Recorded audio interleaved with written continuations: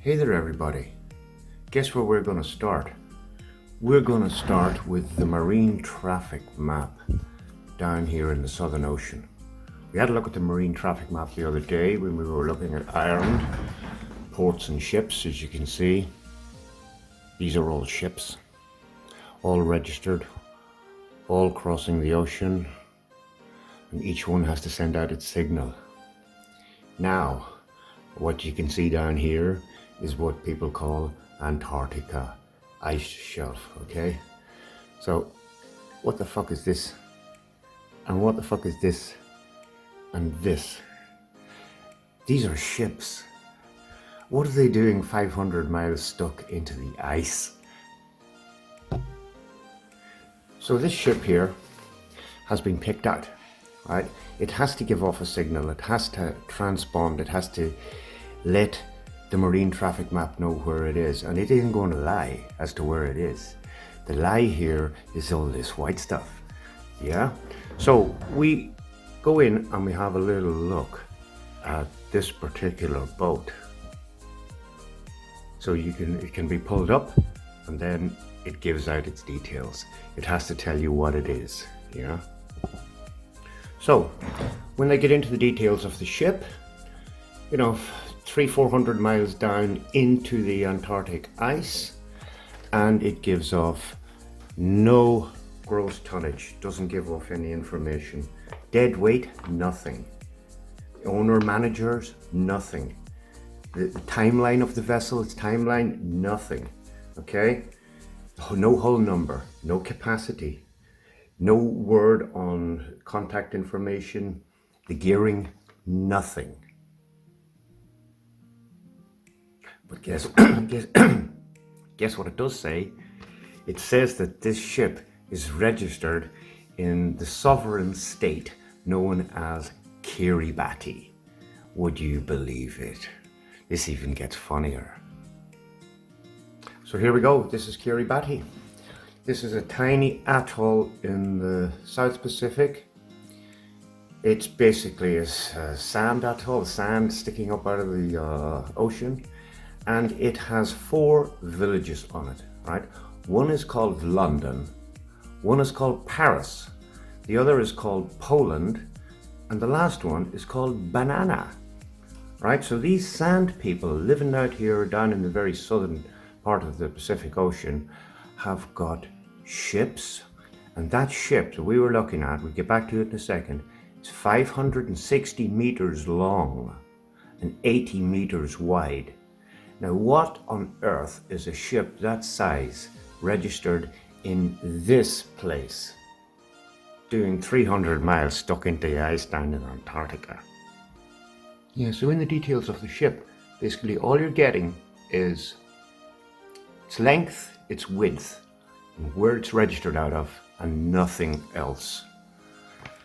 So let's go and take a little look at what's going on down in Kiribati. Hear this. A crucial game of geopolitical chess is unfolding in the Pacific Islands. At the center of this game is a small archipelago called Kiribati, which has caught Beijing's attention, it seems. In May, while the pandemic was raging across Europe, US and China decided to open its embassy in Kiribati. It became the 4th nation after Australia, Cuba and New Zealand to do so. China was able to open an embassy thanks to Kiribati's pro-Beijing president, Taneti Mamao. In September 2019, President Mamao led the campaign to switch Kiribati's diplomatic alliance from Taiwan to mainland China. Just last week, President Mamao won the re-election against a candidate who opposed this diplomatic switch. The election was fought around how Chinese funds would be spent by the nation. China's outreach to Kiribati reeks of its debt trap approach. Much like it did in Africa, China will flood Kiribati with credit and take off strategic resources if it fails to repay them. And China says it invested $1.9 million in cash and medical supplies to help the Pacific Island nations combat COVID-19. Chiang Kai-shek, Ho Chi Minh, Jackie Chan, Chicken Chow Mein. You didn't know I spoke Chinese, did you? So look what's going on down here. Ah, we come to your island. Can we please walk all over you, please? We like to step off our aeroplane and we like to walk on you all the way into town. Yeah? Do you know what's going on here? Do you know what the Chinese are after? They're after the freaking ship's registrar. They're going to walk all over these people. Obviously, they've brought medical supplies down for them so that they can tackle the cold down in that tropical southern Pacific island. They want that place. They want the ship's registry, if they don't have it already. But all these people that make up a carpet, they don't want them. They don't want them there. This is what's going on in the world. People aren't making the connections. China walked in there and handed them $10 billion, right? What are they going to do? Like, run across the sand dunes to one another and wave it at one another? You know? This is what's going on down there. They're going to take over the place. And they come down and they walk all over everybody. And the people lie down and take it. And the government hands the thing over to them. Now, it gets worse. Now, many of you are familiar with this map. This is called the Buddhist Flat Earth map, or something like that, right? Apparently it was found in a Buddhist monastery in Japan. This is a depiction of it. In Japan, and it was published in a Hawaiian newspaper in 1910, right? So, my question is, what was that map doing in Japan or China? I'm not sure which of the two it was found in. But here's what I reckon. The reason why they have this map is because this is where they're from. Somewhere out here. Now, we saw ships off the coast of South Africa heading south. Ships off the coast of South America heading south. So where are they heading? This continent. This one. This one. There are others off the coast, southern coast of Australia. Where are they going? Down here? Down here? What are these ships with 560 meters long and 80 meters wide carrying down there? Huh? I bet you anything that these ships are electric. And I have seen maps supposedly 1,000 years old showing ships with cathodes and anodes on them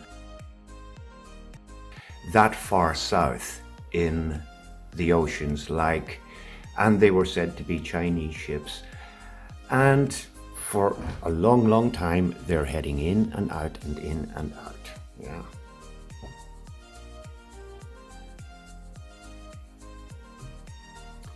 Now, what I would suggest for someone to do who has the time and who has the marine traffic map is to track these ships.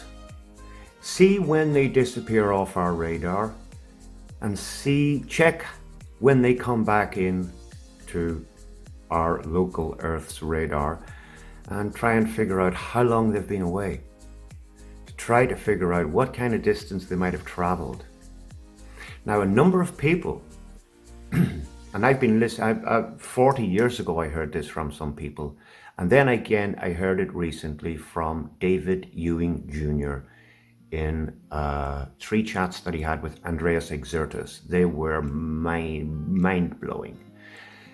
And he reckons that 200 years ago there were no Chinese people up here. And another man told me, and he said it, he didn't tell me personally, I'm sorry, that's not true. Another man, I have heard many people say that another man said that the Chinese were an extraterrestrial race. Extraterrestrial, from where? The extraterra, right? Even us, we might be from out here. They might have brought us in here as well. They might have brought all the black people in here as well and stuffed them into Africa. And brought all types of people as orphans in 560 meter long electric ships or whaleback boats and bring us from out here into a newly formed Earth after a reset that's in a mess, that needs slaves People need to be separated so that they can be used as cannon fodder against one another for future wars. Stuff all the black people into Africa, stuff all the Chinese people into Northern Asia and Japan here.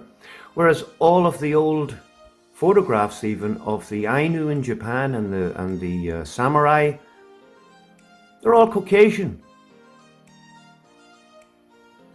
And the mummies found in China with blonde hair and blue eyes, they're all Caucasian.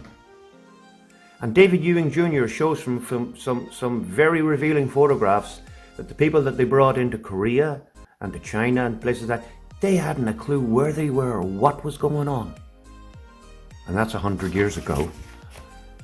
Yeah. So, something's going on. Marine traffic map is telling us that ships are heading down out of our realm. Ships registered in a place called Kiribati, a sand atoll with 4 villages in it. Where are you going to go? You're going to go from London to Banana, to Poland, to Paris? You're going to be bored then. Well, if they've 10 billion and you've got new roads and new cars, yeah, you can sell the place out. But something's going on. Marine traffic map doesn't lie. These people are, and I'd say the rest of the world is in on it. Okay? Not just down to the Chinese. They are moving in and out. And there are no photographs of Antarctica. None exist. 0. So, we've been calmed. Anytime we're showing pictures of penguins and stuff like that there, they've probably taken up in Norway or somewhere. So this is what's going on. People of the world need to wake up now.